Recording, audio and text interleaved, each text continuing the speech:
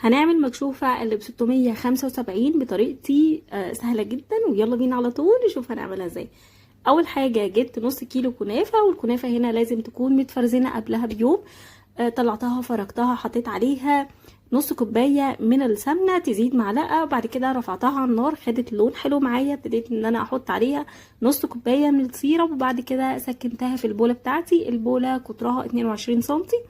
بعمل الحشوة الداخلية كوباية من الكريم شانتيه، عليهم نص كوباية من السكر، وكوباية وتلت من اللبن المتلج، لازم يكون متلج، ربع كوباية قشطة، ولو مش موجودة مفيش مشكلة خالص. ضربت كله كده مع بعضه وضربته كويس جدا جدا، وبعد كده نزلت بالفراولة بتاعتي. ممكن نحط معاها اي كمان فاكهة تانية، مفيش مشكلة خالص.